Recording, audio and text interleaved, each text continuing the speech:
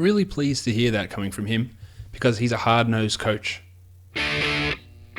You are Locked On Fantasy Basketball, your daily podcast on fantasy basketball.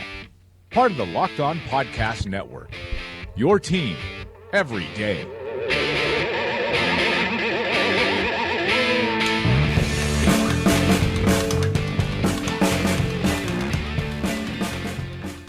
Hello and welcome to the Locked On Fantasy Basketball podcast, brought to you by Fantrax and Basketball Monster. And today's Locked On Fantasy Basketball podcast is brought to you by SeatGeek. Download the mobile app for the easiest way to buy tickets and use the promo code LOFANTASY to get yourself a $20 rebate on your first purchase. The show is also brought to you by our Patreon sponsor, Dino Vasic. So thank you to Dean for being a sponsor of the show. And if you want to sponsor the show through Patreon, head to patreon.com/redrock_bball. If you've got a company and you want to sponsor the show, hit me up on email, redrockfantasybasketball@gmail.com, and we can discuss our very reasonable sponsorship packages that you've seen plenty of companies take advantage of, and get the word out with some engaging advertisements. My name is Josh Lloyd, and as always, you can find me on Twitter at redrock_bball. We have got some really interesting action on Monday to talk about, so let's get to it. We're also going to talk about the 3 games on Tuesday, and just a heads up, it is a disgustingly bad DFS slate for Tuesday. The 3 games, value all over the place, really striking me as a GPP only type of a night. Things can change in the 12 hours between when I record this and when the games kick off. But at this point, it's a very, and I don't even know whether I'll play or not at this point for DFS, but it's not looking ideal. Let's start things off with the monstrous line of the night. Paul Millsap of the Atlanta Hawks. Now, it hasn't been Millsap's best season. I think that everyone would recognize that, but he turned in a monster in the overtime victory against the Blazers. 21-9 for Millsap, 1-3, 5 assists, 2 steals, and 4 blocks. A perfect 12 of 12 from the line, and not so perfect 4 of 12 from the field, but otherwise a very good performance from Millsap. Now, we want to talk about Millsap for the year. He's barely ranked inside the top 40. He's ranked 46th over the last 2 months, but I do still get lots of questions assuming that Millsap is a top 20 player. You know, do I trade so-and-so and Millsap for whoever the other players are? But it's assuming that Millsap is a top 20 guy.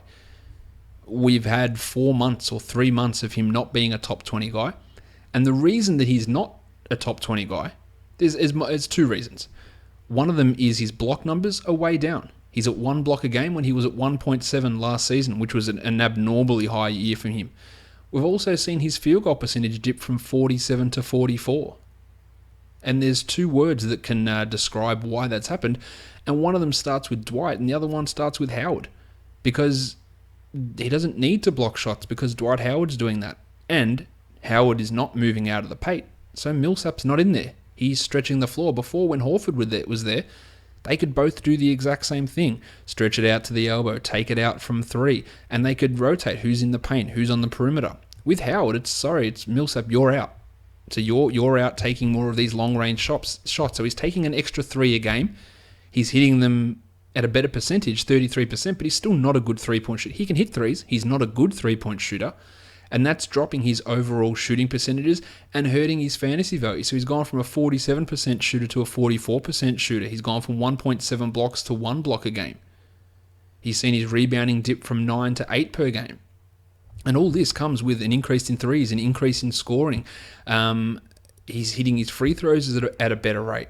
He's getting more assists. But the big drops in those other areas have really hurt his value.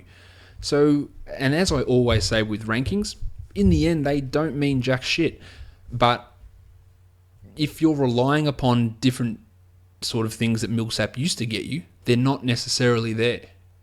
Slight increases in strengths in assists, or decent increase. Half an assist a game is a big difference. A point a game extra is a decent difference. An extra % on his free throws is relatively significant, although he is taking more attempts, which is sort of nullifying that. And as a general rule, the free throw shooting in the NBA is improved this year, so that maybe that's not as an improvement as what it might seem on the surface. But I wouldn't be viewing Millsap as a player who is coming back to being that top 15, top 18 type of player. But his last 3 games, he's a top 10 guy. In 39 minutes, averaging 23 and 7 with 4.5 assists. He's got his blocks up, as he had the 4 today. So that obviously helps those numbers. He's had 4 today, but 1 in the other 2 games. So don't look at this, oh look, he's ranked 9th over the last week, he's coming back. It is highly influenced by those 4 blocks he had today. So all in all, Millsap's solid. But Millsap is what he is now. This is the guy he is. He's a 3rd, 4th round type of player with what's currently happening in Atlanta this season. And given his age, being 32 years of age, I don't think he gets better than this. So I think this is what you should be anticipating from him moving forward. But still, a good enough night from Paulie to get himself the monstrous line of the night. Let's talk about today's sponsor, today's wonderful sponsor, and that is, of course, SeatGeek. Buying tickets online for sports and concerts, it used to be a confusing process. But now that's not the case, because you can find yourself the best deal for any game or show that you want to see just by going to SeatGeek. SeatGeek's come along and created an amazing app and website that makes it easier than ever for fans to buy and sell tickets.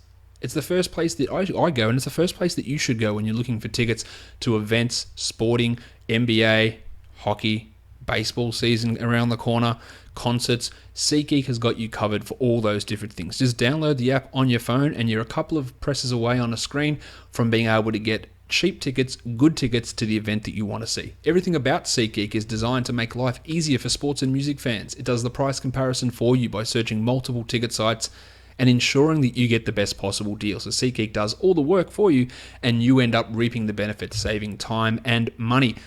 And SeatGeek wants to help you get the most bang for your buck. So that's why they make it easy to see where is a good deal. Oh, look at that. That's green. I'm saving all my money by looking at that ticket. They're the ones you want to go for. And SeatGeek does all that. Every ticket is given a grade based on its value. So you can immediately see where the underpriced tickets are for every event that you want to attend. Best of all, on top of all these bonuses that SeatGeek gives you, all listeners to this podcast get a $20 rebate off their first SeatGeek purchase. But to get that $20 rebate, it's simple. Download the app. Takes you approximately 5 to 10 seconds. Go to the settings tab and click add a promo code. Enter that promo code, which is LO Fantasy. LO Fantasy. Enter that. Even if you're not buying a ticket, just go in and enter your promo code LO Fantasy, because it tells the guys at SeatGeek that you came from us. It helps boost this show up and helps increase my ability to put on better shows and increase resources, and helps keep the literal lights on. But it gives you $20 when you make your first purchase on SeatGeek as well. So once you make that first purchase, after you've entered your promo code, SeatGeek will send you a $20 rebate. So download that SeatGeek app and enter the promo code LO Fantasy today.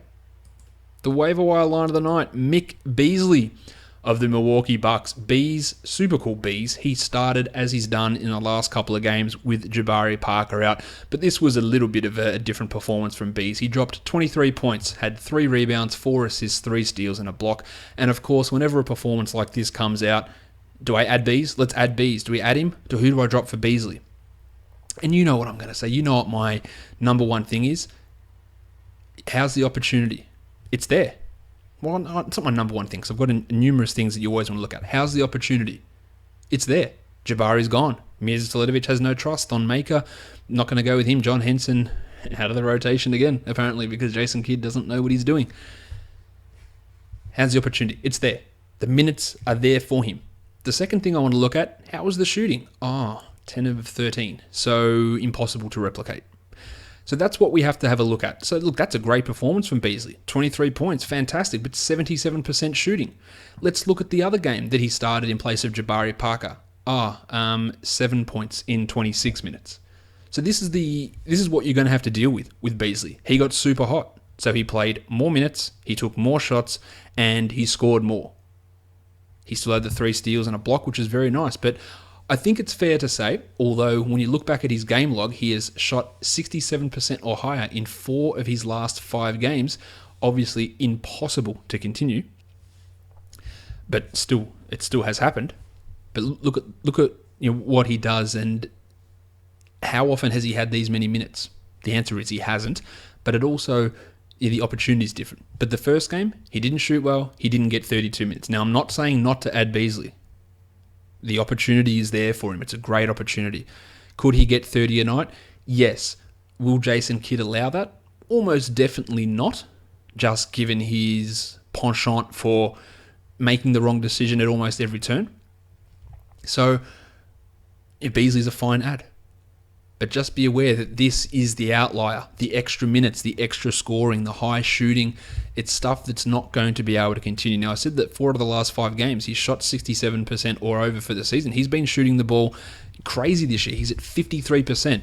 But 53 is also not 67. So expect him to dip back down. But if he's going at 50% a game, then he's going to be able to get 28 to 29 minutes if the coach was normal. That's not the case here, but I would have to think that Beasley has shown more love, Kidd has shown more love for Beasley than he has for Mirza Teletovic, so it's not like there's a Kidd favourite behind him.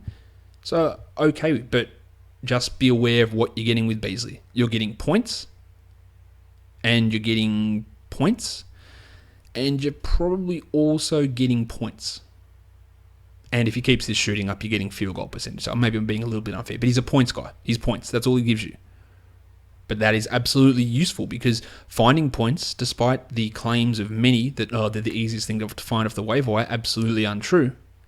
Finding big amounts of points, 14-point scorers, is not easy to do. And Beasley could be that guy. So he is absolutely worth a look if that's what you're looking to do. But we must bear in mind that this shooting percentage is not going to be something that is able to stick, and he's not going 10 from 13. The majority of the nights. You know what time it is. Pretty good. It's pretty good.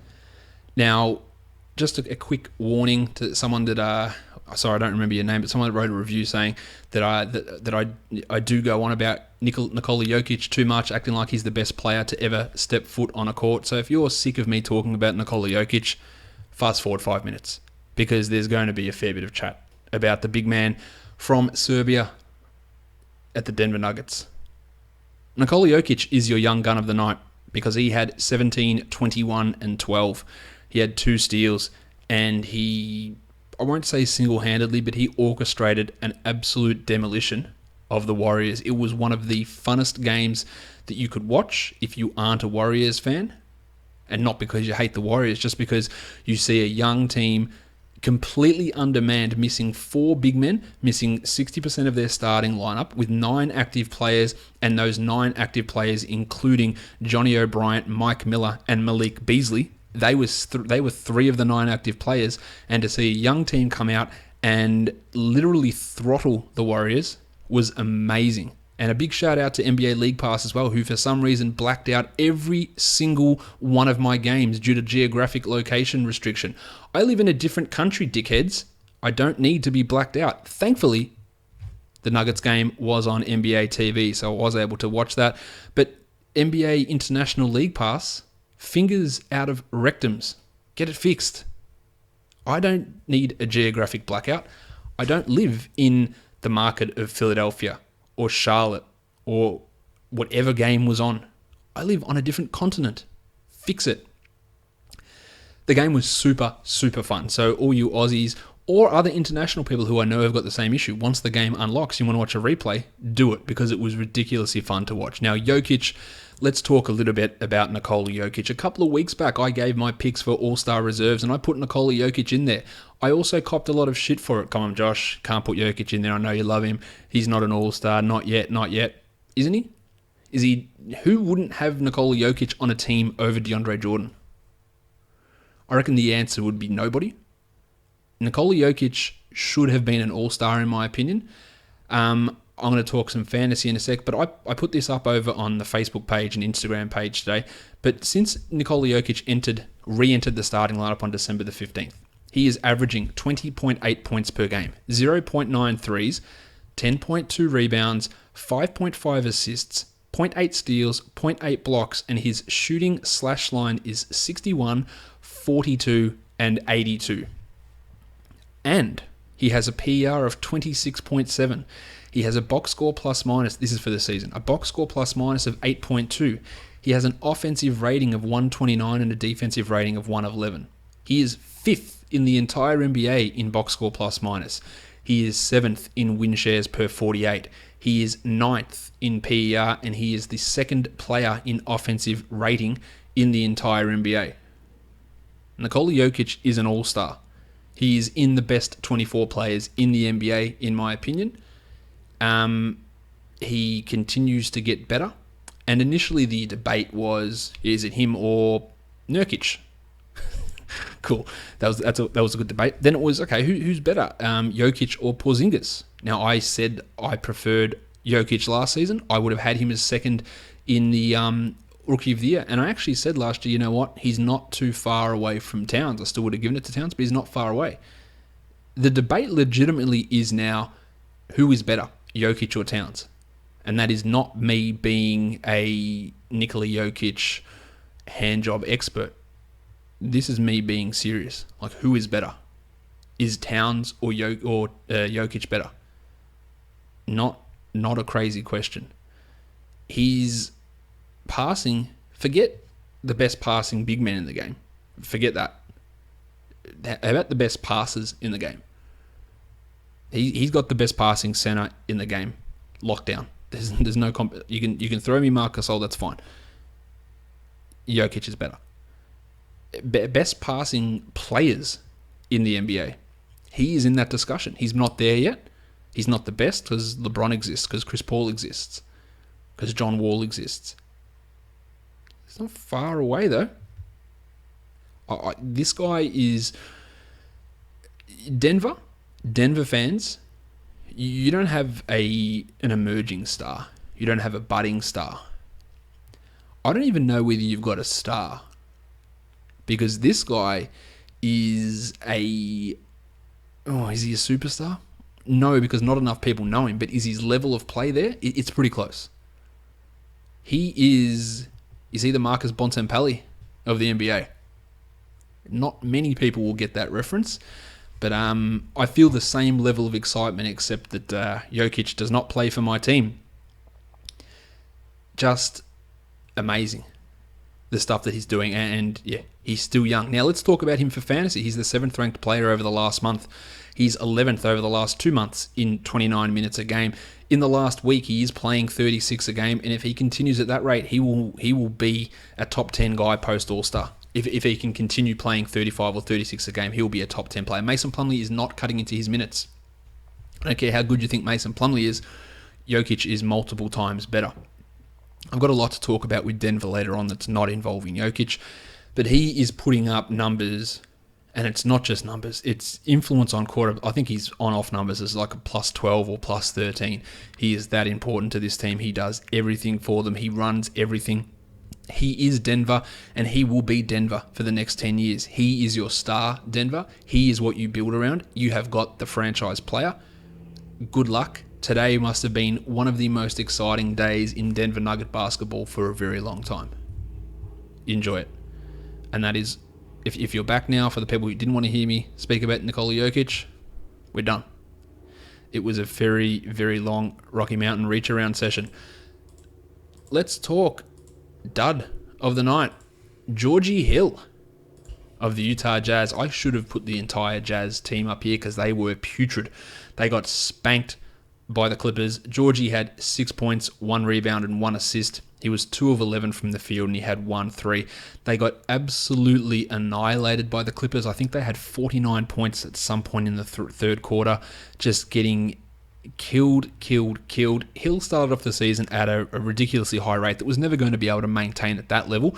He's leveled off a bit, and he's almost leveled back to the Indiana level George Hill. Over the last 2 months, he's ranked outside the top 110 because his efficiency has dropped off in a pretty significant way. His assist numbers have dropped off, and a lot of that's because Gordo Hayward's going bananas, but Hill is moving more into a supplemental type of role, which is what we saw from him back in his days in Indiana.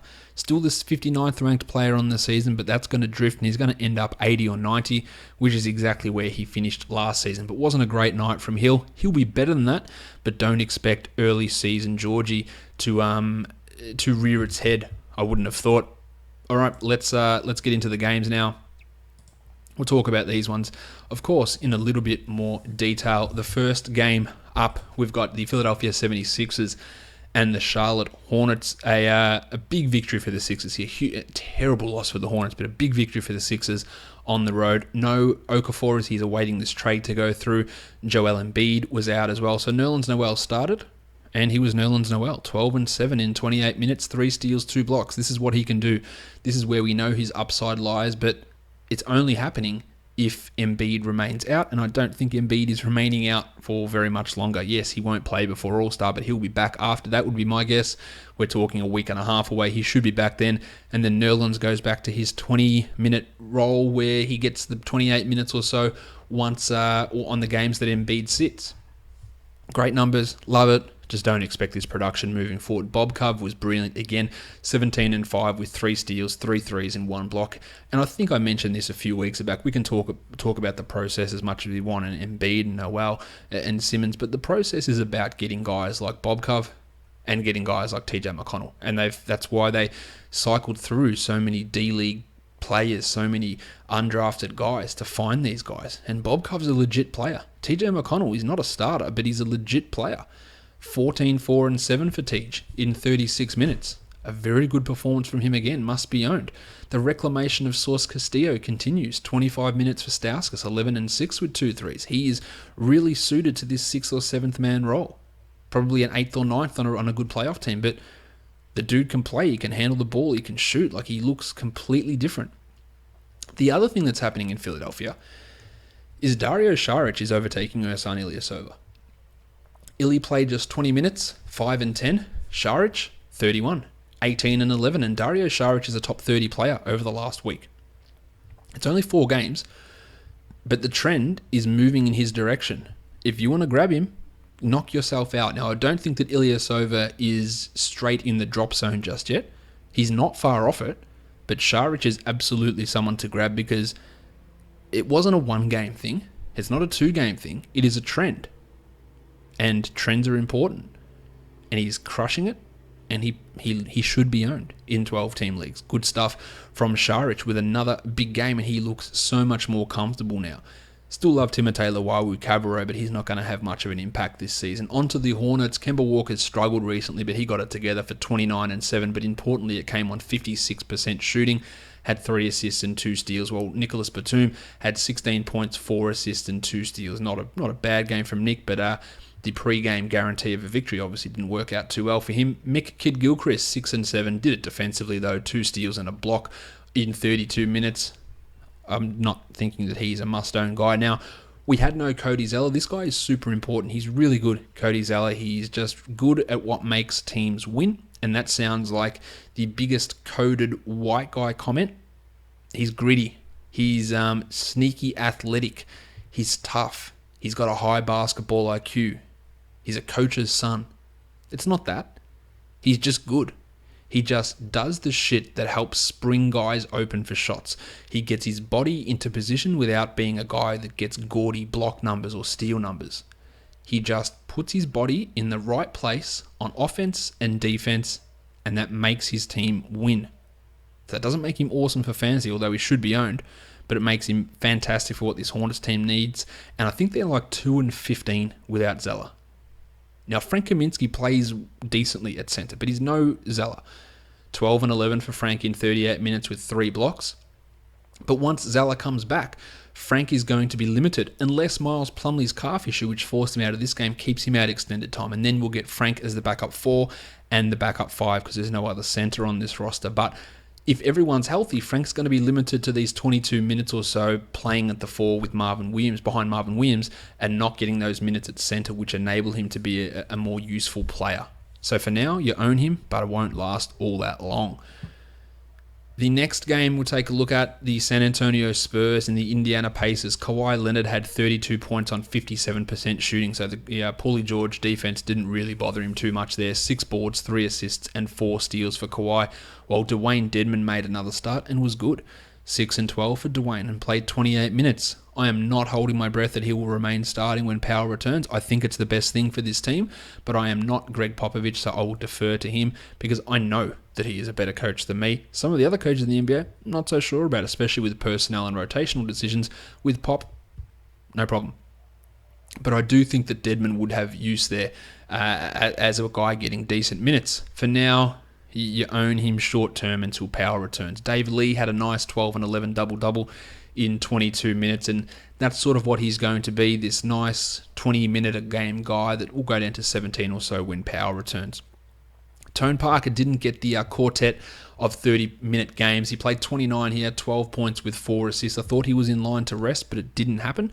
And he just continues to put out middling, pissy-type performances, which are useful for 14-team leagues, not 12. LaMarcus Aldridge, speaking of being useful for 14-team leagues, he's been putrid. 19 and 7 in 36 minutes for LaMarcus on 32% shooting. Now, the shooting has been abysmal for a long period of time. It won't continue to be this bad for the rest of the year, but I wouldn't be expecting a second half surge like we saw from LaMarcus last season. I just don't think he's that good. And he can come out and piss and moan about him not being an all-star because the Spurs should have had 2 all-stars. Like, no offense, LaMarcus, you're probably 20th in the pecking order in the West. You had the 12 guys that made it. Easy Chris Paul, easy Rudy Gobert, easy Nikola Jokic. That's 3. Easy Mike Conley. Who else would I have over LaMarcus? Maybe we're getting... CJ McCollum, Dame Lillard. LaMarcus, man, you're not the top 12 in the West. You maybe get to the top 20, maybe. I'm sure there's other names that aren't coming to me off the top of my head there, but you are not an all-star, mate. You have not been that good, and you aren't that good. Still good, but not as good as what his reputation might expect him to be. For the Pacers, Paul George did well, given he was matched up against Kawhi, 27, 6, and 3 with 4 triples, and Jeff Teague didn't take 2 shots, My name is Jeff. but still only took 8 because good old Monte Ellis, Ballhog Monte, is back there taking shots. He took 10 of them. He was piss poor inefficiency-wise. 10 points for 10 shots, Monte, in 30 minutes. Why wouldn't you take the ball out of the guy that's been crushing it? So I'm glad that the Pacers lost. I hate when dumb shit goes down. 15, 5, and 5 for Jeff, so still a decent night, but 10 shots in 2 games for Jeff Teague, where Monte Ellis takes 10 in 1. It shouldn't happen. They changed up their starting lineup with Thaddeus Young and Lavoy Allen both out. Kevin Seraphin started, and he was good, 12 and 4. He's not going to maintain any value. I think he should remain the backup center, but that does happen occasionally, but Nate McMillan doesn't stick to it. But they also changed CJ Miles out of the starting lineup and put Glenn Robinson back in. Now, Robinson sucks as a starter. He's been terrible. He had a nice run when he started in place of Paul George at the 3, but starting at the 2, he's been a disaster. And he was a disaster again. 0 points in 22 minutes, where Monte Ellis had those 10 in 30 and CJ had 5 in 22. Yeah, Monte is a 14 to 16 team league guy. The little dog is probably worse than that, while Miles is a 14 to 16 team league guy as well. Miles Turner had a good night, and he'd been struggling a little. 22 and 6 in 36 minutes for Miles Turner. The Orlando Magic and the Miami Heat. The Magic needed to come out strong because they were terrible in their last game, but they came out, they knocked off the Heat, so a huge win for them. Serge Ibaka had 17 and 8, and he had a 1-1 and came on 7 of 9 shooting, maybe an audition for his future team. I don't necessarily think that's what happens, but a decent performance from Serge. He's never coming back to what he used to be, but he's been okay this year. Mario Hezonja, probably his best game of the season. He went back to the bench with Aaron Gordon returning, but played 16 minutes, had 11 points, including 3 threes. It's a little fluky because it came on 4 of 6 shooting, but it was good to see him actually get some minutes instead of being buried as a DMP CD. I love patterns. I love recognizing patterns. I love seeing patterns play out and then laughing at them. And the pattern that I'm laughing at here is Frank Scott Skiles Vogel starting Alfred Payton, benching Alfred Payton, and then realizing, oh, you know what? Alfred Payton's our best point guard. Let's play him more minutes, and let's ramp his minutes up, and then he'll play well, then we'll start him, and then he'll suck for half a game, and then we'll bench him. And then the same shit will happen again. Frank, CJ Watson's not the answer. I know that. You know that. Every dickhead in the world knows that. But why were we going through this charade of playing him more minutes? Well, the charade reversed. CJ played 17 minutes for 5 points, while Lord Alfred had 20 in 31 minutes with 5 rebounds and 4 assists. Are we just going to go through this again? Leave Payton on the bench for 2 more weeks, play him more minutes, then reinsert him to the starting lineup, and he plays well, then he sucks for a game, and then you bench him, and you bring some other retread hash with initial first names to be the starter. DJ Augustine, CJ Watson. Let's start CJ Wilcox next, just so we can jerk Alfred Payton around. You still hold on to Payton, and even when he gets benched, because it doesn't stick, because these other guys are terrible. But you hold on to him for now. Evan Fournier bounced back as well. 24, 2 and 4 for Fournier in his 36 minutes, while Aaron Gordon, who I mentioned, did return. He was back to just being sucky Aaron Gordon. 8, 6 and 3 with 2 steals and a block in 29 minutes. But with Gordon, we've got 1 game left until the All-Star break, till the trade deadline. I'm holding him. If he's available, I'll grab him. Because there is a better than neutral chance of Ibaka getting traded, because the organisation realises, A, it was a shit trade, and B, our best young player with potential is being played out of position, and we probably need to get him into the right position. So there's a chance that Ibaka moves, and that enables Gordo to move into that role and play the 4, and that could see him flourish. It could see his block number, well, it should see his block numbers rise. It should see his field goal percentage rise. It should see his rebounding rise, and it should see his scoring rise. And that would make him a valuable player. Bismack Biyombo was bad, 2 points, but did have the 10 boards, while Nikola Vucevic had 13 and 17 with 3 steals. Onto the Heat side of things, Hassan Whiteside 12 and 19 with a pair of steals and a pair of blocks. A good night from Whiteside, while Dragic had 22 points in his 36 minutes. It was the return of the saviour Dion Waiters, 23 points in 34 minutes for Dion, 2 rebounds, 6 assists and 2 steals, and it came on big volume and big percentage, 53%. This guy just continues to amaze me, and this actually directs my attention. I don't promote other podcasts very often that aren't part of the Locked On Network, and I'm sure you've all listened to this, but if you haven't listened to Bill Simmons' podcast with Kevin Durant, you absolutely need to do it. It was, it's probably the podcast of the season, to be honest. Durant was completely open. He was completely honest. He was humorous. He was dropping F-bombs left, right, and center. He was very funny. He was very engaging. He was very personable. And I thought it was an absolutely fantastic podcast. And if you haven't listened to it now, I suggest, look, you've already downloaded this podcast, so good. But stop this podcast, go and listen to Kevin Durant, and then come back and maybe re-download this, give me some extra download numbers, and listen to it later. But you need to, and that brings me up because KD talks about playing with Dion Waiters, how Dion's like, and KD's like, Dion Waiters, like, I know everyone in the NBA thinks they're good, but Dion Waiters legitimately thinks that he is the best player in the NBA. And he'd be like out there screaming for the ball, and they would just have to say, Dion, like, settle down, man. Like, you're not the first option, you're not the second option. Just get back in your box, mate, and just calm down. And it was really good. So go and listen to that podcast. But that brings me back to Dion. Joshie Richardson won't be back until after the All-Star break. So Dion's going to keep rolling like this. He's going to struggle a little bit when Joshie returns. But the numbers are rolling, so you keep rolling with him. Tyler Johnson had 13, 3 and 2, so a nice game from him, but nothing spectacular. Whereas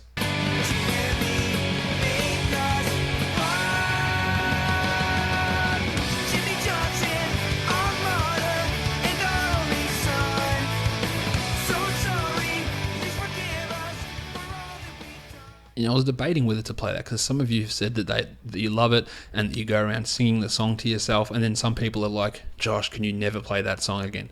I'm probably not going to never play it again, to be honest, because it's my podcast and I like it.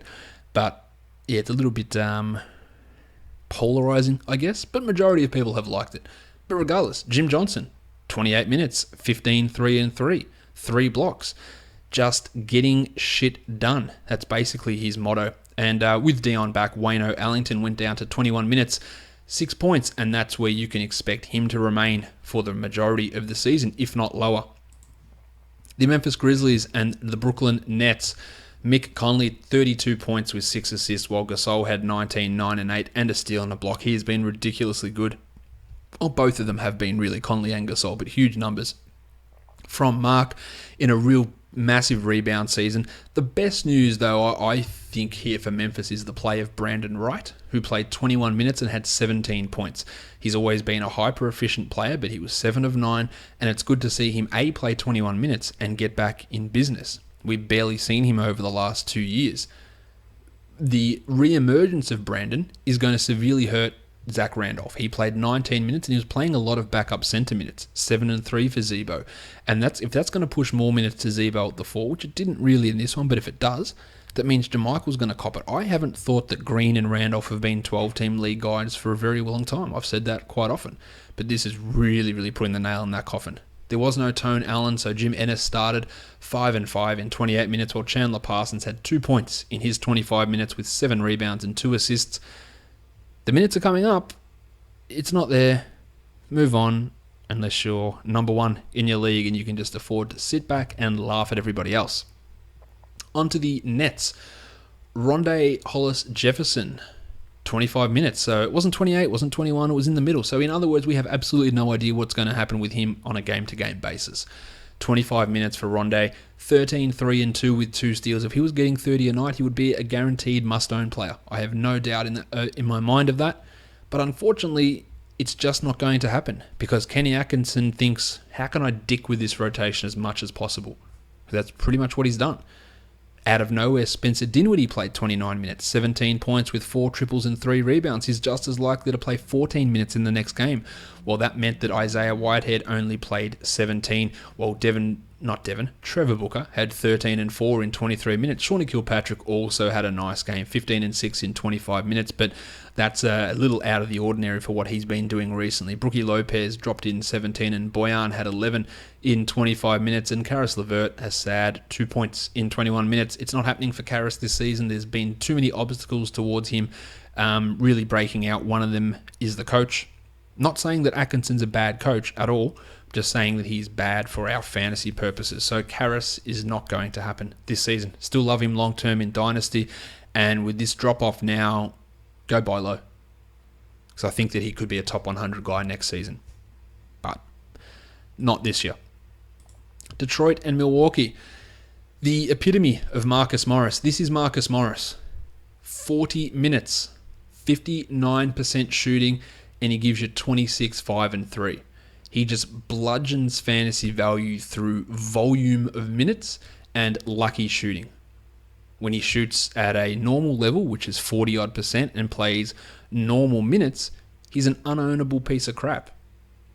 But when they bludgeon him with, let's play you every minute we can, and let's see if you get hot, then it happens. And it makes you go, am I a dickhead for leaving him on the waiver wire? And then you see the next game where he has 38 minutes, 10 points, 2 rebounds, 1 assist, and you go, that's why. Because he gets it literally just through force. The visual I get in my head is the devil feeding Homer the donuts. That's like Morris just forcing fantasy value into our mouths. Like, you're not going to like it, but I'm just going to keep on doing it and keep on doing it, and just through sheer volume, you're going to have to accept it. And then it goes in the tank. The tackle box, John Lua, he got 36 minutes and had probably his best game of quite a while. In fact, 15 and 11 for Lua. I wouldn't be rushing to grab him, though. While Stan Van Gundy was true to his word. Reggie Jackson was fine. He played 31 minutes. In fact, the most minutes he's played for quite a while. 9, 2 and 9 for Reg. Look, you just hold him. It was an anomaly in the last game. The 31 minutes is probably a slight anomaly in the other direction here. But you just hold on to him. 21 and 12 for Drummond, while Kentavious Caldwell-Pope, man, Jesus, 7, 3 and 3 on 2 of 10 shooting. You just never know what you're going to get from him. This was also some real turd burgers from Ish Smith and Toby Harris. Ish had 3 and 3, while Harris had 6 and 3, and both played under 20 minutes. Toby should be owned. Ish is fine for assists in standard leagues, but you shouldn't expect him to overtake that job.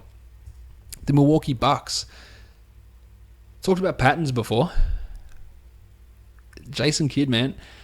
How many times have we gone through it, Jace? Greg Monroe is your best center. And you realise it for a short period of time. And then you forget about it. 31 minutes for Greg, 25 and 13, 3 steals, 80% shooting. John Henson, out of the rotation again. This is what I like. This is what should happen. Monroe should play these minutes every single game. I don't care whatever personal beef you've got with him, Jason. It doesn't matter. He should play these minutes. Now, I like Thon, but Monroe is 3 times the player that Maker is. Now, Thon played 17 minutes and had 6 and 5. He's got the ability to be a guy that influences leagues, but Munro should get these minutes. Unfortunately, with a coach like Kidd, should never makes much sense. But a huge performance, and if he's not owned in your league, and there are literally some leagues where he's not owned, he absolutely has to be owned, Greg Munro. Tone Snell had a nice performance, 16 points with 4 triples in 30 minutes, and unfortunately it was Malcolm Brogdon that suffered the return of Chris Middleton instead of Snell. Now Middleton played 18 minutes and had 11 points with 3 assists. They are going to go slow with him. There's no doubt about that, and he may not end up making an impact, but that's 2 decent games in a row for Middleton that he's actually played, so you can own him, but he's going to be your worst player in nearly every situation, at least for the next few weeks. Brogo, just the 21, 7, 1 and 5. I would still hold if I own him, but as with so much that happens with Jason Kidd, you never know. Matty Dellavedova played 27 minutes and went scoreless. He had 5 assists and 1 steal. He is not a 12-team league player. Whereas Mirza Teletovic, who hit 6 or 5 triples in the previous game and scored a lot and was better than Beasley, played 10 minutes for 0 points. This is Jason Kidd. The Oklahoma City Thunder and the Washington Wizards. The Wizards spanked them, so the minutes for the Thunder are spread right out. A very, very poor Russell Westbrook night. 17, 4 and 4 on 26% shooting does not help you really at all. While Cam Payne stepped up and played 23 minutes, had 12, 3 and 2. I like Payne, I won't get into it too much, but he will be, in my opinion, or he has the upside to be a top 50 player once he gets his own team. Steve Adams only saw 19 minutes and went 9 and 11. And it must, I know I ran out, I forgot where we were in the pattern, but it must have been Joffrey Laverne's turn. 29 minutes for Joff. 17, 6 and 4 in his 29 minutes, while Domantas Sabonis played 23 and Jeremy Grant played 25 minutes. Vic Oladipo only played 18, had some foul trouble, and they just got their pants pulled down. Was not a good performance from Oklahoma City at all. On the flip side, the Wizards crushed it. Johnny Wall, 15, 4 and 14 with 2 blocks. Otto Porter, see what happens when you give him some shots. 18 and 12 with 2 threes and 2 blocks. 55% shooting. Second most attempts on the team. Love what Otto Porter's been doing. Markieff Morris, fantastic. 23 and 6 with a pair of steals. Braddles Beal only played 23 minutes, had some foul trouble, but there was no need to extend him. 22 points with 3 assists and 6 triples, while Marcin Gortat played 25 and went 12 and 5 with 3 blocks. There's still a good night from Gortat. But importantly in this game, we saw Jan Mihimi increase to 15 minutes. He is going to keep increasing, and it is going to hurt Gortat. Mihimi only had 4 points with a steal and a block. But I think when we head to March, we're going to see 20 minutes for Mihimi, 18 minutes, and 30 minutes for Gortat. Trey Burke played a lot of minutes as well. He had 11, 4 and 4 in 26 minutes, with Beal being limited by foul trouble. Boston and Dallas. Marcus Smart's really good. I've been on the Marcus Smart bandwagon for quite a while. The shooting is abysmal generally, but even with the shooting of Marcus Smart, as poor as it has been, even with that shooting, he is a top 80 player in the last 2 months, even shooting under 40%. You punt field goal percentage, we're talking top 50, top 60 type numbers. Over the last 2 weeks, he's a 44% guy. So he has really taken a step forward. 19-3-3-2-1 is a huge line from Smart. And yes, there was no Avery Bradley. Yes, there was no Jaylen Brown, although Jaylen Brown doesn't really impact it. Yeah, Bradley does, and it's going to impact what Smart can do. But he has to be owned in basically every situation. But I can totally understand it if you're on the border with field goal percentage, you wouldn't want to hurt it. But he's doing so much in so many other areas. Isaiah Thomas, great night. 29, 1 and 8, 47% shooting. You should not complain at all. And this is exactly where, when I say regression, this is where I think he gets to. And that's not bad. It's really bloody good. It's just not supernova good. Do we get excited about Kelly Olynyk? No. No, we don't. Because it's Brad Stevens and we know the track record. But that's 2 big games in a row for Kelly. 29 minutes here, 15 and 7 with 2 assists. Big minutes, big production, 2 straight games. I know enough to not get excited because I've seen it before. Yeah, Olynyk will do this and you go, okay, all right, I see what's happening here, Brad. We're going to play him these minutes. He's going to produce. And then he comes out and plays him 12 minutes and you go, Brad, This is your best option. This has been your best option for a couple of years now. This remains your best option. Hold out hope, cross your fingers, but it's not a run out and go, yeah, it's happening. It's happening, because we've seen it all too often with Kelly Olynyk. That it looks good, it looks like it's happening, and then someone pisses in our eye. And that someone is Brad Stevens. Al Horford had 11 and 5 in his 32 minutes, while Jay Crowder returned and went 10, 4 and 2. A nice, well-rounded performance, a steal, a block, 2 triples there for Big J as well. Well, James Young looked like a player who can play in the NBA. He's basically doing his version of Nick Stauskas this season, being a guy that you go, shit, why is this guy in the NBA? To being, okay, he can contribute. Now, Young has had his rookie option declined, so it'll be interesting to see exactly what they do with him, or what if he ends up on a team. But he's looked okay for this team this year, which is more than you could have said for him at any time previously. For the Mavericks, Darren Williams started and got ejected just before halftime in his 13 minutes. He had 2 points. So Yogi Ferrell stepped up, played 33 minutes, had 22 and 5 with 2 threes. Now, I get a lot of questions about Yogi. This was 73% shooting, so it's a little unlikely. But a lot of questions. People seem to get sucked in with Yogi a bit, and I don't know why it is. He's fun. Yeah, he is really fun. His name is fun. His play is fun. He looks good on the court. I don't think that Dallas is going to go, you know what, guys, Darren, we'll see you later. Draft, free agency, don't worry about it. We've got our point guard locked up. I think they'll say to themselves, we've got our backup point guard locked up, and we have got an impactful backup guy that we know we can rely on in short bursts. We've got him locked up in Ferrell, but I don't think there's anyone in that organization, despite how well he's played, that's gone, yep, found the starting point guard. Let's move forward with Yogi and fill out the rest of our roster. I think they've gone, we have found our sixth man. We have found our backup point guard. We have found our JJ Barea replacement. I think that's the way they look at it. And that's not a bad thing. But people talking dynasties and keeper leagues and going, I'm in a 12-team dynasty. Yeah, should I keep Yogi Ferrell? I would be, at this point, there's a lot of water to go out of the bridge, but at this point, I'd be stunned if he had 12-team value next year. And as Darren keeps working his way back, Yogi's value is going to be toast this year as well. But you just keep holding and keep riding it out. Dirk had 18, 5 and 3, but Seth Curry, a disappointing night. 8, 5 and 5, 2 steals and 2 threes. He's had a massive opportunity here, Seth Curry, to really cement himself as having a great fantasy stretch. I would argue that he hasn't done it. He's been nice. He's been decent. But he's going to cop it when Darren's back and when Barea's back. And he's going to go back to being a borderline guy to own. Hasn't taken full advantage, I don't believe. And I really like Seth.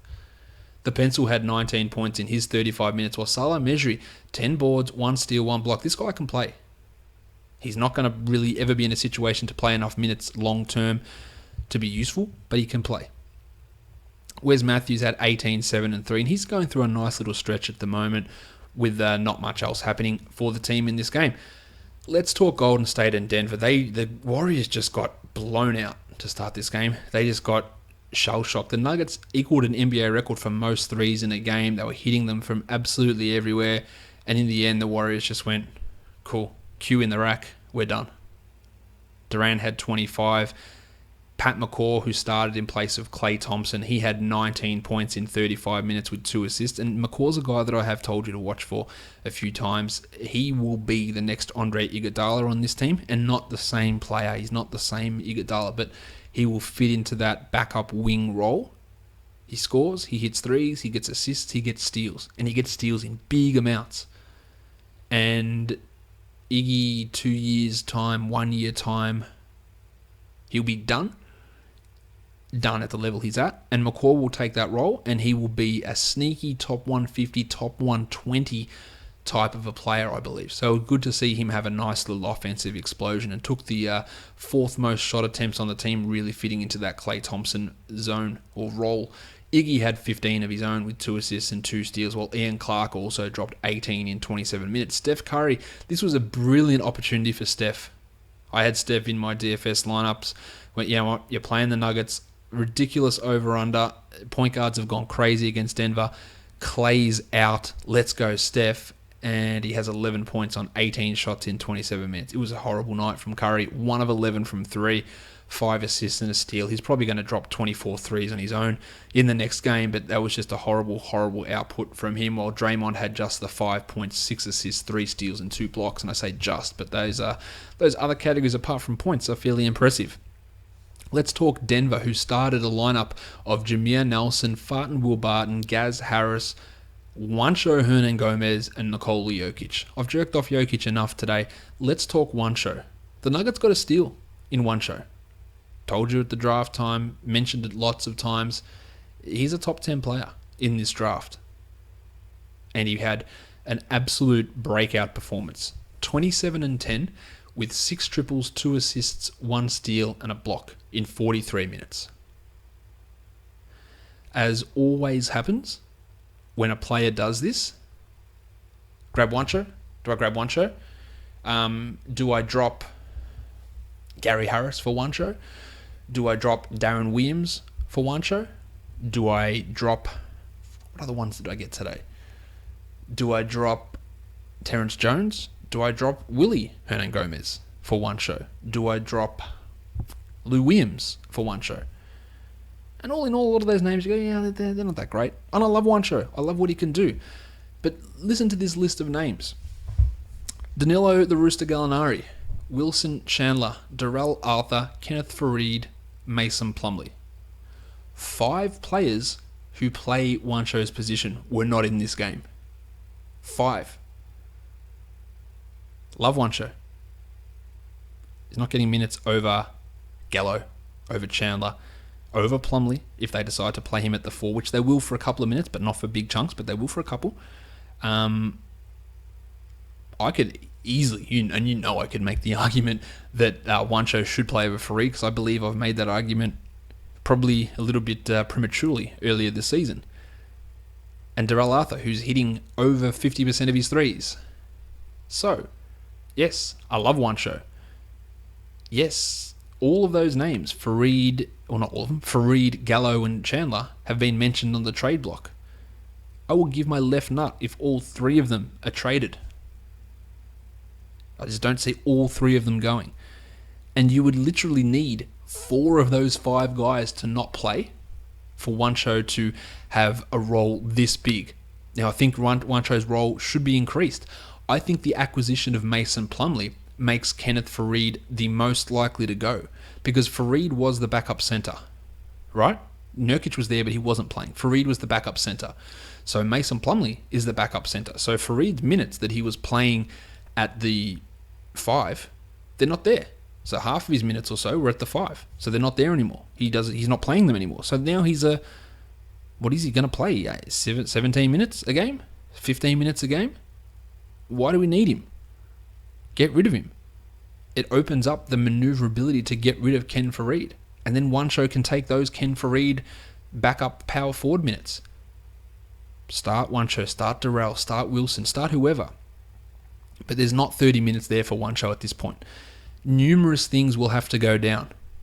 3 of those guys will have to get traded, and no one will need to come back at those positions that's better, because we know the Nuggets, they are pushing for the playoffs. They are pushing for the playoffs. So they are not going to say, let's trade all these guys and let's start a rookie who had a good game against the Warriors. So get excited. You should love Juancho. He makes it look easy. He is much better than Billy, in my opinion. Not that we're really comparing them, but people will want to. He is a better player than Billy. I have been on this guy for a long time. I know how good he can be. And I hate when I have to be the negative person on a player that I really like. But I feel like I have to do it with Juancho here. There is just so many... and Manny Mudiay was out as well. So Mudiay plays at just more minutes that go away from guys like Farton Will Barton in the backcourt. And they have to move up to the 3 a little bit. It just pushes everything out. We had 6 guys out of this lineup today. 6. I just don't see him getting a role that's going to be impact. Now, I think that him starting next to Jokic is going to be fantastic for this team moving forward. Like, love it. I think it's going to be awesome for them. I just don't see it happening this year. Jameer Nelson was great, 23, 3 and 7. Jamal Murray had 14, 1 and 4. Nelson is absolutely worth holding until Moutier comes back. But even then, I would still keep holding because we saw Moutier come back the last time and play like 18 minutes, 22 minutes, and Nelson still get more of the playing time. We'd want to just roll it out. And a lot of the time, like you grab people like this, and Yogi Ferrell, guys like that, and when they're in injury situations, and they're not an automatic drop when the player comes back. Let's just see how it works out. And then if you didn't sell high or whatever, well, who cares? You move on, and then you just grab whoever's available then. But I don't think there's any point in really making a preemptive drop of these sort of guys. It's the same thing with Plumlee. We don't know exactly how it's going to work, but I think he's going to struggle to get 25 minutes a night. And that means he's going to struggle to have standard league value. I think there's a chance he struggles to get 20 minutes a night. But let's just see. Let's see how it goes. You play season long, and generally you can afford to give it a couple of days and go, let's just see what happens here without making knee-jerk reactions. All right, man, I've spoken for so long today. I apologize, guys. The Clippers and the Jazz. Blakey Griffin, 26, 10 and 6 with 2 blocks. He has been fantastic since returning, while DeAndre Jordan had 10 and 13. He had 3 blocks as well. A pretty nice night from DeAndre. And the Clippers, as I said, they smashed the Jazz. Jamal Crawford went 11 points on 56% shooting again, so continues to shoot at a high rate, while Austin Rivers had 15, 3 and 3. And interestingly, Luke Marmute played 38 minutes. He was on Gordon Hayward for the majority of this game, played more minutes than Gordon, but it forced Raymond Felton into a 21-minute role. So we saw him move to the bench. We saw his minutes then come back up to 30. He started, he went back to the bench. Really hard to get a grip on him, but he's not a guy that is a high upside guy, that's a must-own guy, that's a must-hold player. If there's someone else you want, consider him expendable. On the Jazz, Gobert had 10 and 14 with a block. Favors had 13 and 3 with a pair of steals and blocks. But what can we read into this? This was a smashing. The minutes were spread all over the place. But I liked what I saw from Dante Exum. 10 points in 22 minutes, 3 rebounds, 3 assists, and a steal from Dante. He's definitely lifted his game. He's nowhere near 12, 14, or even 16 team league value at the moment. But he's showing enough just at this point. The New Orleans Pelicans and the Phoenix Suns, no Dante Cunningham and no Terry Jones, so Alexis Jinsa started. He played 19 minutes and had 5 and 3, but the majority of the minutes went to guys like Solomon Hill and Donatas Motiejunas got some extra playing time there as well. None of those guys are really appealing, obviously. Anthony Davis had 24 and 10 with 4 blocks, while Drew Holiday was at it once more, 18, 3 and 8 with 2 steals on 55% shooting. And Etuan Moore also hit his shots at 55%, had 15 points in 24. He returned after a couple of days off for personal leave. He's been great over the last couple of weeks, Etuan, but still just a 14 to 16 team league guy. Bud Hield didn't grab anyone's snag today, but played 23 minutes, had 8 and 5 with 3 assists, 2 steals, 2 steals, and 2 threes. Sorry, Bud can improve. I just don't see it. Tariq had 15, 4 and 4 in his 25 minutes. I think he's a tough standard league guy as well, to be honest. Eric Bledsoe, 37, 2 and 5 with 3 steals. A massive night from Bled, while Devin Booker did what he pretty much does all the time now. 21 points on 47% shooting, 2 triples, 3 assists, a steal and a block. So nice production, piss poor rebounding. 1 rebound only. That is, it's almost impossible to get 1 rebound. But this is just what Booker does. PJ Tucker, 16 rebounds in 33 minutes. He had a steal. He had 11 points. A nice game from Tucker. Really just a specialist for 12s and 14 team leagues. While TJ Warren, the confusion reigns. 0 points in 26 minutes for TJ. 3 rebounds. Fine to own, but he's going to be your worst player. So in most cases, he's just going to be on and off your roster. Marquise Chris racked up the fouls, 4 fouls in 16 minutes, so just add that on to repeat, while Tyson Chandler returned and played 28, and Alex Len had 19 minutes, 10 and 7 for Len, 4 and 8 for Chandler.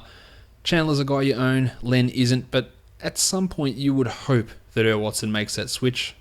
I put absolutely zero faith in that being the case. The last game of the night was an overtime game. It was the Atlanta Hawks and the Portland Trailblazers. The Hawks get the victory on the back of Paulie Millsap and Tim Hardaway Jr. 25, 7 and 4 for Tim with 4 triples. And I always make the point with Tim, and it nearly always is the case. Tim Hardaway had a big night. What did he do? He scored at 60% on 25 points with nothing else. Okay, cool. Wasn't the case here. 25, 7 and 4, 4 triples, 42% shooting. And that makes me go, okay, shit, all right. we remember that Tabo Cephalosha is out, but the thought has to come into our head. Does Thabo come back and start? And if the answer to that question is yes, who moves to the bench? Tim or Kent Bazemore? Who's the better player? You pretty much have to say it's Hardaway at this point. I'm biased because I don't think Bazemore's that good a player, but Hardaway's crushing. Add him. Let's see where it goes. Why wouldn't you? Now, a lot of his nights come on high scoring, Beasley style, high scoring, high percentages, and then not much else in the other areas. But he has absolutely improved this year, Tim Hardaway. He is a player who I thought was a dreadful fantasy contributor because he was a dreadful fantasy contributor. But he is not that same guy anymore. He still is not awesome, but he's improving. Taurean Prince played a lot of minutes here. 25 minutes, 5 and 5 with 3 steals. Played the 4 a lot with Millsap at the 5, and it worked quite well. Den Schroeder had 22, while Dwight had 19 and 16 with 2 steals and 4 blocks. So a really big night from Dwighty as well. DeAndre Bembry came in the first quarter, then didn't really see the court again as Taurean Prince was the rookie wing option.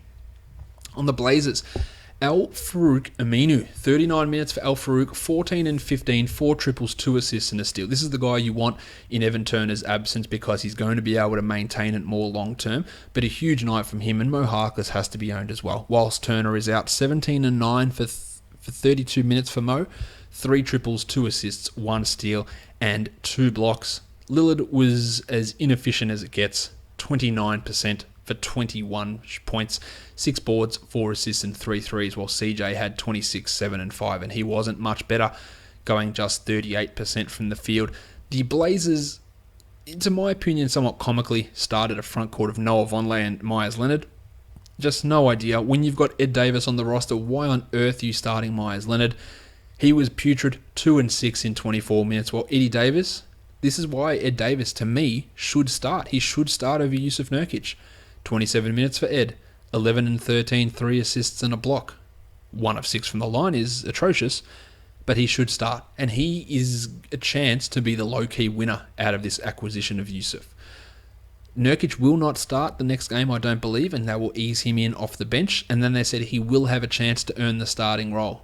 I think we can rule out Myers Leonard from being that guy. It's just not happening for him. But Eddie shouldn't be ruled out. I like what we saw from him. Alright, after I just waffled on and talked shit for an hour, I'm going to take a quick break, and then we're going to be back to preview the 3-game slate for DFS for Tuesday.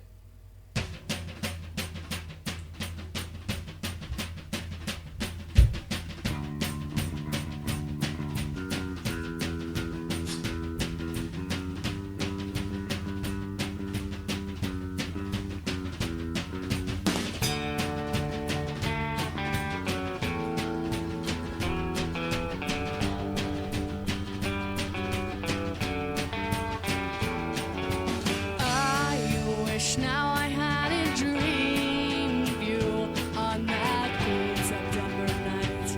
I had nothing left to look forward to. I thought you were all I wanted, but I never really knew just what you could do. Never want to leave you 'cause I think it's worth to be alone. Times like this I wonder. Alright guys, let's talk perfect DFS lineups. We'll start with FanDuel. Eric Bledsoe 47.9 and Jameer Nelson at 33.1. Farton Will Barton at 45.5 and Timmy Hardaway at 40.4. At small forward, Kawhi had 49.7 and Mick Beasley at 40.6. At power forward, it was the two Nuggets, Nikola Jokic at 59.2 and One Show at 45. And at center, Dwight Howard 49.7 for a total of 411, and that cost $59,200. On DraftKings, Bledsoe 52 and Barton 51.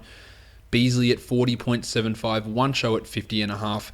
Greggy Munro at 51.25, Timmy Hardaway at 43.25. Paulie Millsap at 49.75, Nikola Jokic at 67.25, and a total of 405.75, and that cost $49,600. Now, I did touch on it earlier for you people who just tune straight into the DFS portion. This is disastrous. This is a terrible, terrible DFS night. There are 3 games on. They are not good games. in terms of DFS value that's coming our way. There's people out all over the place. There's unsure situations. There's nothing locked in as a certainty. It is a nightmare of a DFS night, so be careful with what you outlay unless things really open up as no-brainers. At this point, it's not looking awesome. Toronto and Chicago. The Bulls have Dwayne Wade, Paul Zipser, Nikola Mirotic, and Jim Butler all listed as doubtful. Pat Patterson from Toronto is listed as questionable.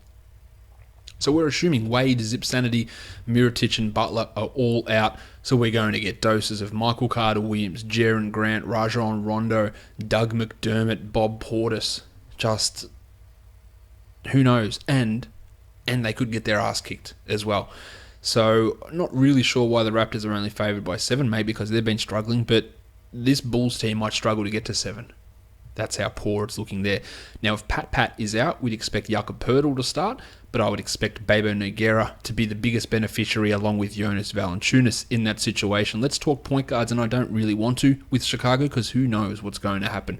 Rondo is at 4,800. I wouldn't be putting any faith in that. Jaren Grant at 3,600. Want to take a punt on a cheap guy? Grant can absolutely be your guy in this situation because all it takes is for him to start off well and he could find himself with 29 minutes or so. That's the way that this game is going to look. Mick Carter-Williams is the one I think we want to go for. He's at 4,600. He dropped 27 in the last game. And in those other matches with Jim out, he did step up in the majority of those. This is basically the time every single season that Jimmy Butler is out. Every season he is out at this time. Knees, wrists, heels. And for some reason, Jim Butler, and I'm a Bulls fan, but Jim Butler, he's an Iron Man, man. No, definitely want Jim Butler. He's an Iron Man. He's actually not. He misses 15 games every season. He struggles to get to 70 games a year. He's older than you think. He's been broken down by Thibs. He's injury prone, man. He misses a ton of games and he always misses them at this time. Missed them last year. Knee injury. Now he's got this mystery heel problem. Always misses games at this time of year. Very, very weird. I'm not being conspiratorial, but he just always misses games at this time of the year. Kyle Lowry, 8,500. Rick Rubio carved up the Bulls the other day. We don't have too many high-priced players around on this slate. We've got Boogie, we've got Townsy, we've got LeBronald, and that's really about it in terms of high-priced players. So you could easily find 8,500 for Lowry. Doesn't sound that expensive when there's so other few options.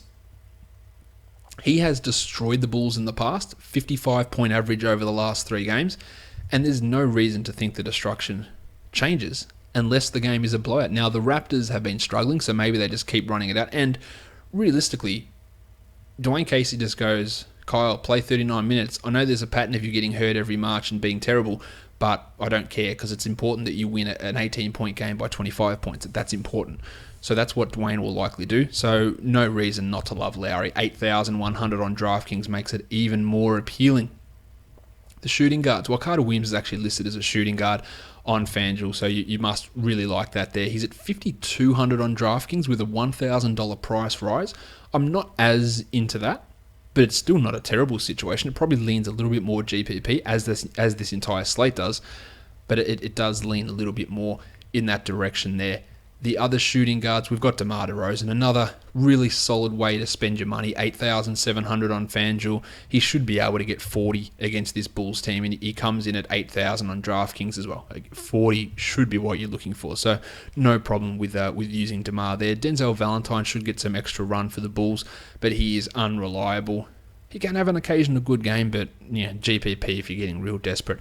DeMario Carroll at 4,200 has been solid, averaging 24 over the last 3, playing more minutes. I don't like DeMario, but on this sort of a slate, 4,200, fine. It enables you to get Lowry, DeRozan, LeBron, Boogie, Towns. It enables you to get these guys into your lineup by putting a guy like that in at that sort of a price tag. You can also go with Dougie Mack at 3,800. He has a history of destroying the Raptors. He averages 34 points against them. 34, Doug McDermott. He's averaging 11 in his last 5 games in general. But 34 against the Raptors. So, if you believe in that, sure. I wouldn't trust it, but I would definitely look at him as a GPP because he's going to get more minutes. With Wade, with Jim, with Zipser all out, and Nicola, he's going to get minutes, and he could turn it on. Again, Terrence Ross, doubtful. Well, not doubtful to play, but doubtful to produce. At power forward, Taj Gibson had 7 points in the last game. He's at 4,600. Hey, Raptors, do you want to trade for Taj? I think you should. Taj Gibson at 4,600 feels fairly solid at that sort of a price.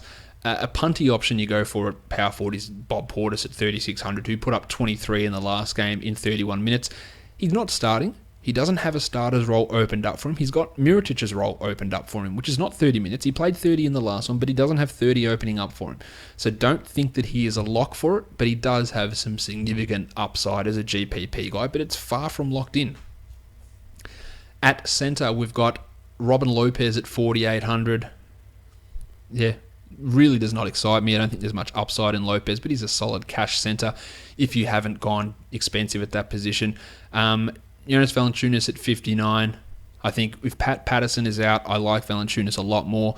I still think he's a pretty decent play, and 3,900 for Bebe is pretty good value as well. So some nice value from a few of the Raptors guys here on both FanDuel and on DraftKings. Let's move now on to the next game to take a look at. We're talking about, who is it? The Cleveland Cavaliers and the Minnesota Timberwolves. Kevin Love has already been ruled out, and now he's getting a second MRI on his knee soreness. It is a little concerning. Absolutely, it's a little concerning. And someone said, do I preemptively grab Channing Frye? I think he gave me 2 names. Who do I grab? Channing Frye or who was the other one he gave me? Dick Jefferson, maybe? Or Derek Williams? I don't think any of them are becoming must-own 12-team league guys, but they'd be interesting streaming type options. But I am worried about Kevin Love. Absolutely worried. The Cavs are favoured by 4, and the total is 218.5 points. Iman Shumpert is questionable. If he is out, DeAndre Liggins would get a start, but it's hard to rely upon him if any sort of regular production. Rick Rubio at 6,800. Love the matchup for him. Love the way he's been playing. Yeah, Kyrie Irving's not a tough challenge for Rick Rubio, I wouldn't have thought, especially offensively. Rubio is an absolutely fine guy to look at, whereas Irving at 9,000, that's expensive. I would definitely be going for Kyle Lowry in that situation. On DraftKings at 8,400, he's a little bit better, but I would still prefer Lowry. You should be able to get 40 odd out of Kyrie, but I don't think he's necessarily the best play on this slate at point guard. Tyus Jones played 2 minutes in the last game. Chrissy Dunn, just the 12. Look, either of them have got an opportunity with that Brandon Rush position not being set in stone, but I wouldn't be falling over myself to use them to see how it pans out. Iman Shumpert at 39. A GPP, I wouldn't mind having a crack at him if he happens to play, but that's really about it, while Kyle Korver also has some GPP upside at his position. As for Brandon Rush, not really seeing it happening for him at the moment, but you never know. He did have some monsters, and it could happen. I'm not saying it will. Andy Wiggins, 7,900. Really like it for Wiggins. I know people love pointing out revenge games, and people will do it today. Greg Monroe, revenge game against Detroit. But as I always say, people never point out when it doesn't work. And Andrew Wiggins is averaging 31 points the last 3 games against Cleveland, which does not indicate revenge game. He's averaging 41 in his last 5. That doesn't indicate revenge game. Now, it could happen, or it could just be the fact that it's a good matchup for him, and he turns in a big performance. But with such a paucity of options, Wiggins is in play. So is his master LeBron James, 11,500. It's expensive for LeBron. Getting that production level back out of him on FanDuel is probably tough. 10,500 for him on DraftKings is okay. But again, you just want points, so you can get points in this sort of a slate by using LeBron.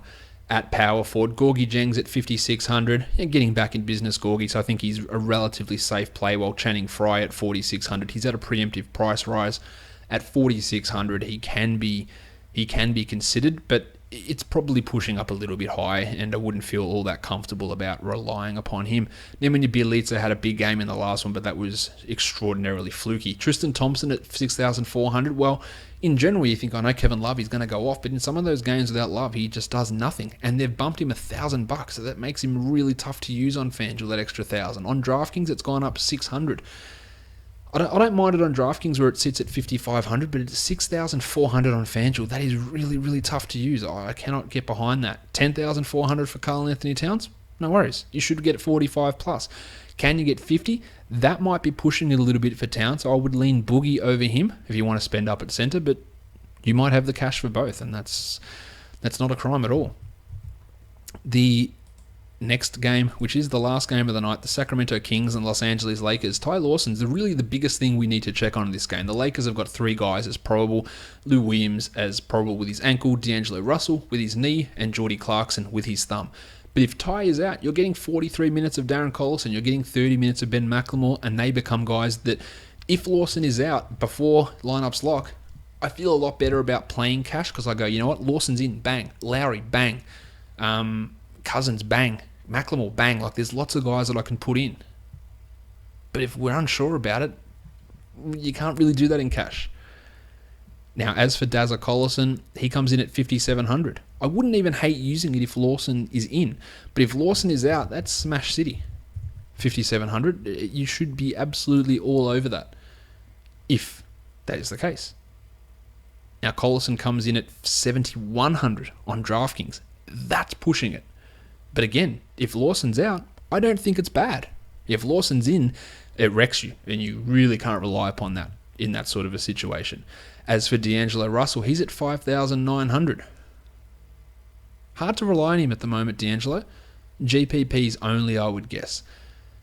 And Ty Lawson, if he plays, who knows, 22 minutes, 32 minutes, we don't know. I don't feel great about it. Aaron Aflalo, yeah, nah. Uncle P's at 4,600, had 37 in the last game, but he has been trending in the opposite direction, so I would look at him as a GPP flyer type of a guy, while Benny Mack at 4,100. You have to love that if Lawson is out. If Lawson is in, I don't feel as confident with it. He still might start, but we'll get a lot of Lawson at the 2 lineups, and that's going to limit what Ben can do, but he has been fantastic lately, and the salary hasn't risen enough to scare me off if we know that opportunity's there. And Lou Williams comes in at 6,100 still. That is far from an ideal price for Lou Williams. Brandon Ingram at 3,800 has not impressed. Upside? Sure. Production? No. But I do like him for GPPs. While Matty Barnes at 5,100. Omri Caspi is out, so Barnesy is good to go at that $5,100 price. I believe on FanDuel, if we look at him on DraftKings, he is the same, and the same sort of story reigns there. Power forwards. Larry Nance at 43 has played well. I don't trust him. I don't trust Luke Walton, so 4,300 GPP. Julius Randle at 5,700. I have zero faith in that, so not interested in Julius Randle really at all. Over on DraftKings, Nance is at 4,000. That's super appealing to me, so that is one I really, really like for GPPs. I still don't trust it totally in cash, though. And at centre, Ivica Zubats at 3,900, averaging 22 over the last 3. Now, the Boogie Cousins situation is a real issue. He's played against the Kings once and he had -1 points. It was only in 2 minutes, but the Cousins thing is an issue. But I think that Zubats can be looked at as a GPP guy for sure at 3,800 on both sides. As for Boogie, 11,400. Let's go. Let's get our 50. We're done with it. 12-1 on DraftKings is really high. They've bumped him by 1,000 because of this slate, but it doesn't mean that you have to avoid him.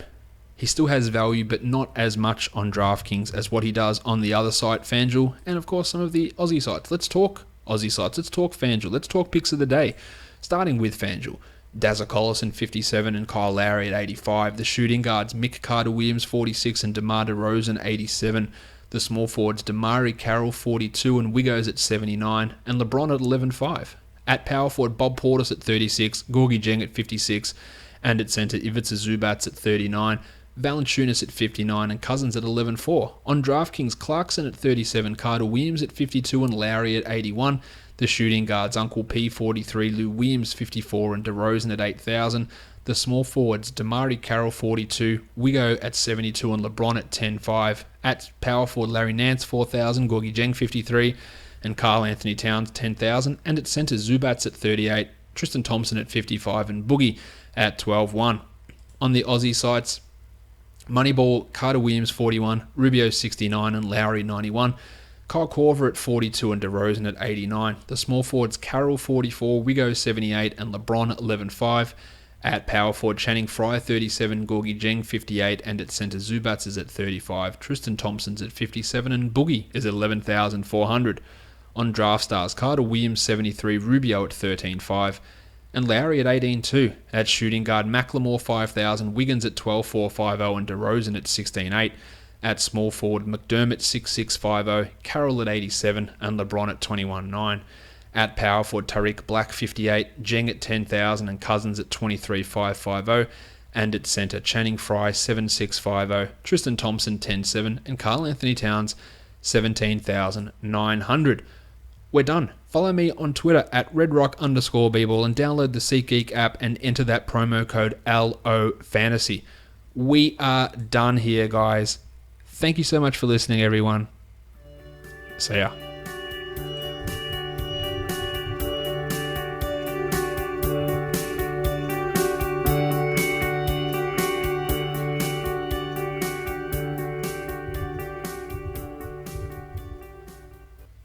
Jay Crowder.